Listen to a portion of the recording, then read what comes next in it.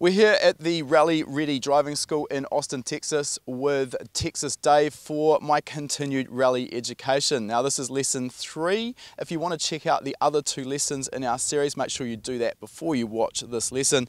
Lesson 3, what's up Dave?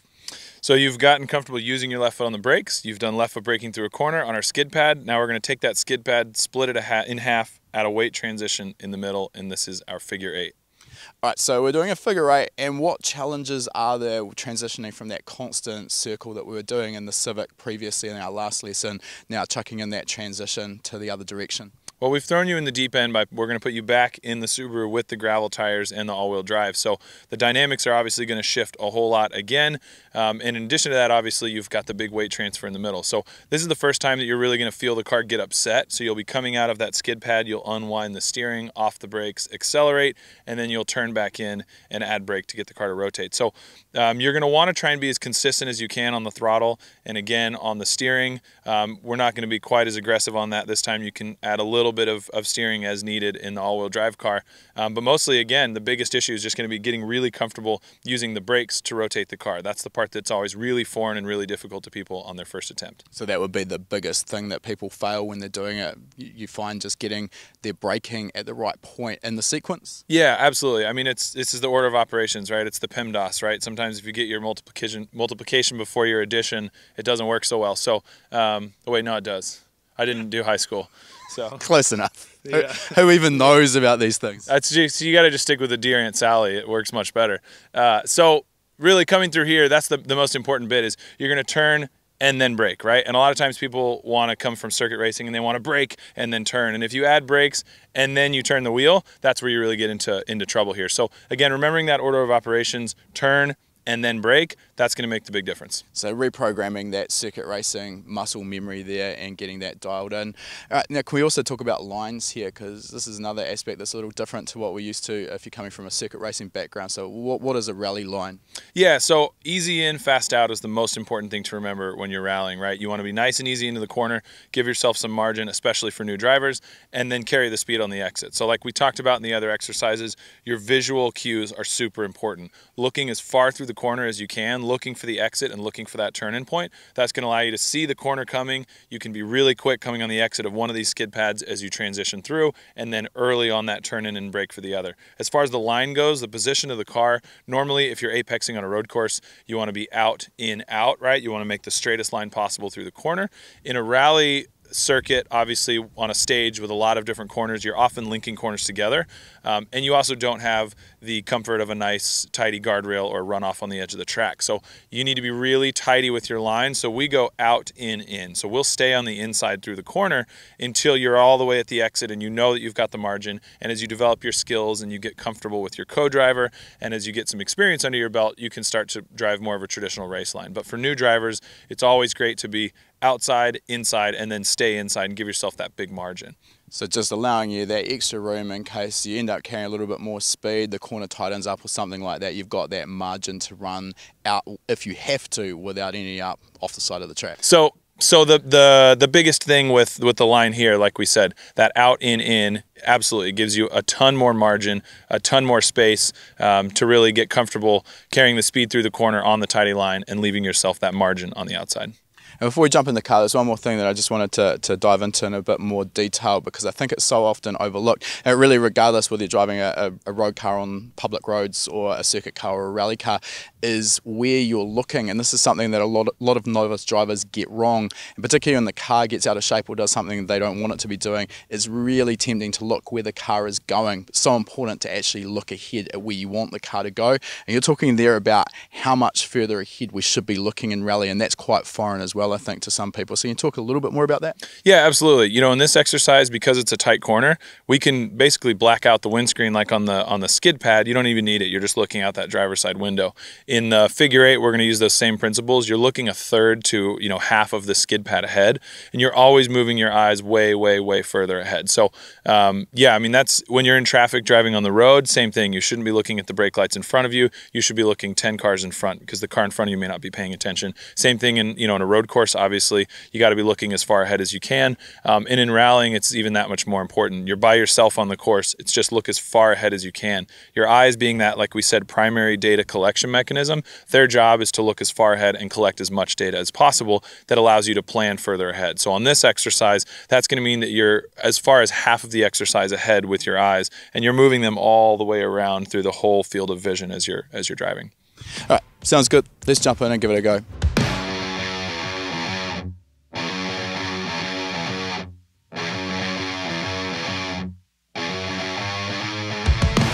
All right, so we've done straight line braking. Yep. You're comfortable using your left foot on the brakes. We've done the skid pad, which is left foot braking through a corner. Yep. Now we are into the real magic, which is actually starting to get the car to slide and linking two corners together.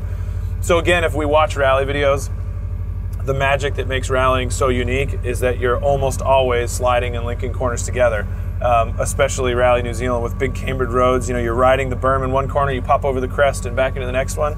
Oh, I think everyone can relate to, like, that's the moment they fall in love with rallying, is watching them sliding through corners. So now that you are comfortable with your left foot on the brakes and comfortable just doing a long, basically never-ending corner in what we did in our skid pad, now we're going to move into linking two corners together. So our skid pad was just a big circle like that, right? Now we're taking that circle, we're pulling it apart, and we're adding a weight transition in the middle. So the two ends of the figure eight are going to be just like they were in the skid pad, which means the same techniques we were using in that skid pad we're going to use for the figure eight. So the same thing we were doing with keeping steady steering and keeping our eyes as far ahead as we can and really focusing on just moving the weight with the brake pedal. We're going to do that. Now we're just going to add the element of understanding where to come off the brakes and how to maintain speed through the transition. So what I want you to do through here is same thing. You'll turn in, car will rotate, nice and easy through the skid pad portion. As you exit the corner, we want to come off the brakes, accelerate between the two corners, and then when we come back into the transition area into the next half, you'll turn in and brake. So this is the first time that you'll really get a chance to feel the turn in and brake. Okay. We always want to make sure in a rally car that we turn before we brake. If you brake and then turn, nothing will happen. If you turn and don't brake, same thing. Effectively, in a rally car, the steering wheel sort of becomes a suggestion box. So you don't have a ton of grip, even with these big gravel tires that we have on here. You still have to turn and then move the weight onto the front axle. You're relying on that weight transfer to get the grip. Absolutely. So you're back in the four-wheel drive car now. We did the front-wheel drive car for the skid pad. So you do have the added benefit of the extra two drive wheels, but it also makes it a little bit harder to get the car to rotate. The front-wheel drive car, because it has all that weight in the front and nothing in the back, it's easy to turn and add some brake and the back will slide. So you'll need to work a little bit harder here, but obviously the reward is you get a big four-wheel drift at the end. So sounds good. So again, eyes, I'm going to be pointing you through where you should be looking through each of the sections of the figure eight. Okay. Your hands, again, just as tidy as you can, focused on sort of a consistent, basically half turn of wheel. Mm-hmm. So as you turn into the skid pad sections, you'll turn the wheel, kind of hold it about that half turn if you can. Not going to be quite as aggressive on this as we were on the skid pad in terms of, you know, moving the wheel. You can make some small adjustments, and then just consistent throttle. Be steady with your gas pedal and focus on adding the brake on top of the gas. So you'll want to basically drag that gas pedal a little bit and add the brake on top. Okay, sounds good. For those watching at home, the key thing to understand about why we're keeping steady throttle and adding the brake, it's not because when we get in a rally car, we just park our foot on the gas pedal and we only add brake. A lot of it is because we want to be really clear how powerful the left foot braking is as a standalone tool. And so we want to really isolate it in these exercises. What often happens is people will start to rely so much on the weight transfer from the throttle that they'll lift all the time transitioning between the two pedals. That's okay. It's just really important to understand that when you lift out of the gas, you get a big weight transfer. When you add brake, you get another big weight transfer. And so you really need to feed that throttle back in early before you lift off the brake in order to sort of pull out that drivetrain slack and ensure that your inputs will be timed correctly, if that makes sense. Yep, I like it. So whenever you're ready, first gear, eyes up, we'll head towards the SkyTrack. All right, so second gear, again, at first just kind of feel the line out, no need to go super quick. Try and be pretty steady with that steering if you can. Good, steady with that throttle as well. And we're looking up through here for our next turn-in point. Now off the brake, accelerate, turn in and brake. Good, eyes up here, looking through the corner. So again, rely more on that brake pedal and just try and be steady with the brake. Try not to be on and off as much as you are. There you go. turn and brake. Good, nice and steady. Just a little bit of brake. Just kind of hold it fairly steady off the brake, accelerate through here, start to slowly unwind the wheel, and turn in and brake. So what you want to make sure you're doing is make sure you're unwinding the wheel. Yep. If you let go of the wheel, we refer to that as letting Jesus take the wheel, and he's a busy man, he doesn't always show up. There you go, and turn and brake. Good, so our goal is to be off the brakes as early as we can here so we can accelerate as much as possible between the two, and then we'll turn and brake. So off the brakes, turn and brake and hold. Good. So what we want to do when we turn in is we'll turn and then we'll add that brake and just hold it steady. So same thing off the brakes now, accelerate through here as quick as you can, turn, brake and hold. Good. So again, it's a little harder in the Subaru to feel that big slide that we would in a front wheel drive car. So you got to really work for it. So we're going to turn and brake and hold. So same thing, when you come off the brakes about here, start accelerating a little faster. There you go, carry some speed and turn and brake. Same thing, just be sure that you're turn and then brake. Give it a slight pause before you add the brake. So off the brakes, accelerate. There you go, turn, now brake. There you go, now you start to feel that backsliding a little bit more. Good, eyes up through here. So try and tidy your hands up a little bit. We want to be sort of one big fluid motion here, about a half turn, small corrections. Good, small corrections, eyes up that way. Start to unwind the wheel off the brakes. There you go, nice, and turn in and now brake. Good, nice solid steady braking, a little bit of counter steer. Just be quick with those hands. Good, eyes up to here. Looking at the GoPro. Good, turn and brake. Good, nice, and this time I want you to go straight out that way. We're gonna just do it for a cool down lap. So go straight here, and we'll just go for a cool down lap. It's pretty hard actually to get it all. There's a lot going on there. There is, and it's you know, again, you watch the skid pad from outside the car and you're like, oh, it looks like a Honda Civic in a circle. And then you get in the car and you're like, I am a golden god of driving prowess. Absolutely. And I think the same thing goes for the figure eight. You know, the figure eight is, it's so fundamental and it's so important to be able to understand the timing for each of these inputs. And the reason that we rely so heavily on that figure eight is because personally, I don't think it's the most fun exercise in the world, but it's the best way to understand the exact timing and inputs for the slalom exercise that we're going to do. It would take a lot more to get that level of being able to just repeat the same process than if you were out on an actual rally stage. Yeah, that's exactly right. And yeah, I mean, for here, again, it's a great place to be. I think we all get in the car, I would do it myself periodically and go, yeah, okay, fine. And it's until you have somebody sitting next to you and you're like, oh yeah, I am really handsy, or oh geez, this is getting a bit messy. Yeah. I think it's important for people to remember as well, no matter what level your driving is at, whether you're brand new, you know, and you just played Gran Turismo for your first time, or you just saw a Ken Block video, or you've been rallying or you've been racing for 20 years, there's always somebody out there who offers some kind of input, and there's always a little bit of coaching that can help. So 100%. Checking your ego at the door is always key to effective race car driving. Yeah, I agree. Regardless what you're into. Yeah, regardless of the discipline, for sure. So I think same thing applies. I say let's go do a couple more laps. Yeah, cool. See if you can get comfortable, and then we'll give the old slalom a shot.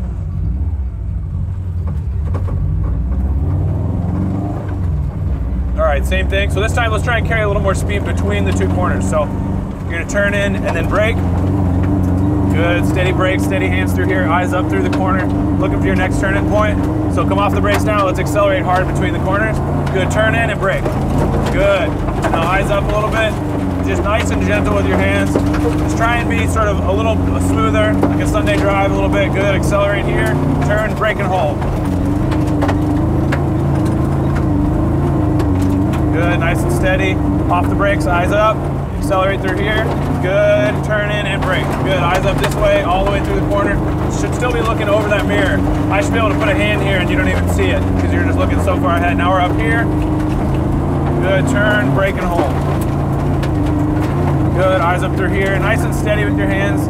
Try to only turn in once or twice. Good, and brake. So try and keep the car a little closer in. One of the things that we want to do is we want to push out far here and keep ourselves nice and tight here. Now turn and brake. What happens if you're a little wide coming in when you add brakes, the car pushes way out into that soft stuff, which in a rally, that's going to be all the loose marbles, right? So it's nice and tidy in here. Good. Good, eyes up.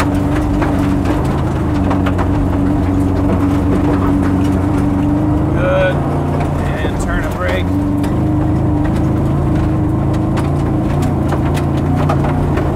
Good, and let's go for a pull down. Good. So that way. Oh, down that way. Yeah.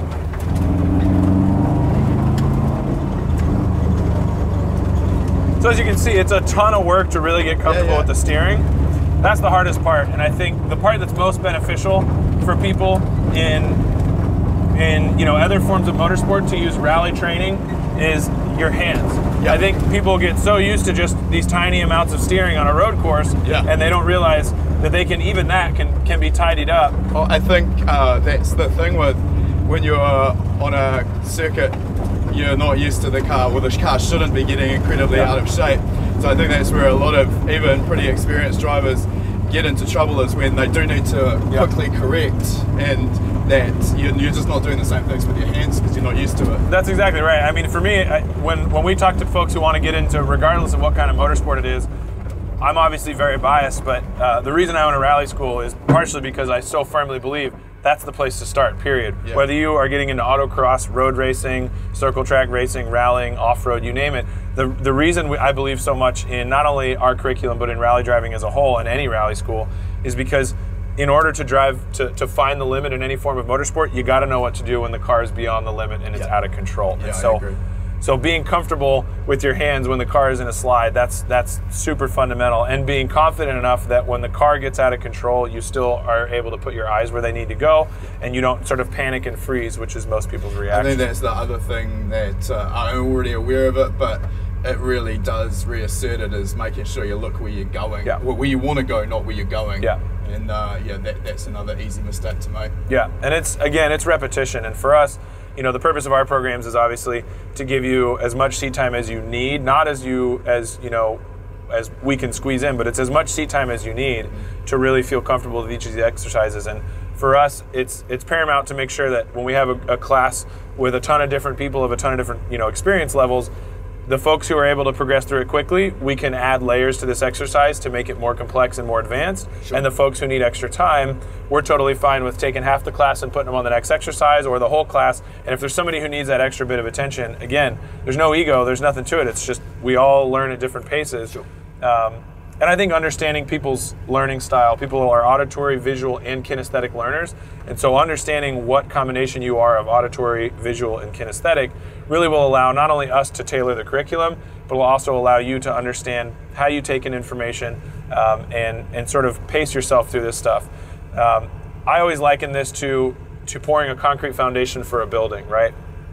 We may only be building a single-family home, we may be building a two-story structure, but the exercises here, we're pouring a concrete slab or foundation that can support a skyscraper. So if you decide that you only want to do a little bit of racing, great, you've got the foundation. If you decide you want to be a pro race driver, you still have all the core foundations here to support that. Makes sense.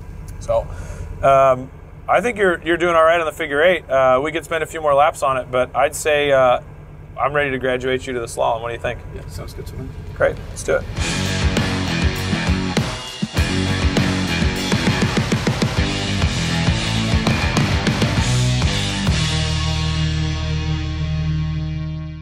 All right, so we've done our figure eights out there on the skid pad. How did I do? You've passed with flying carpets, as they say. Flying carpets, perfect. That's the one. That's all I could ask for. So you've gotten comfortable using your left foot on the brakes in a straight line. You've gotten comfortable using left foot braking in a corner, and now we've linked corners together low speed. I think that you saw the same as most people do. The biggest struggle here is really getting comfortable with that rally line and making sure that you turn in, keep the car nice and tidy, and give yourself a lot of margin on the outside of the corner. Obviously in rallying, a lot of the loose stuff gets pushed out, and so the grip is on the inside. And also because you're not on a racing circuit with nice barriers and comfortable runoff areas, you want to leave yourself a little bit of that safety margin, especially as a new driver. Yeah, I think a couple of the things that I found a little hard to just get familiar and confident with was turning the wheel and then getting on the brakes. It was sort of more natural to be braking and then turning, which again is kind of a circuit racing thing.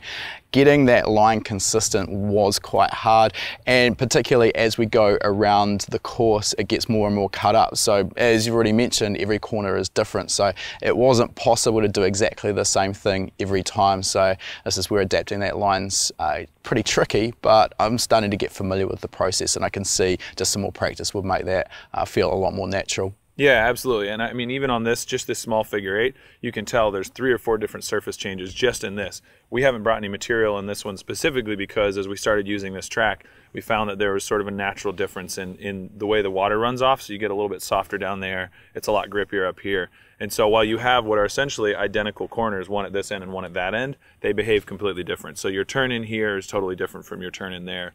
And again, you know, like we always say in rallying, easy in, fast out, right? It's all about coming in nice and tidy and then building that confidence through the corner and then carrying the speed on the exit.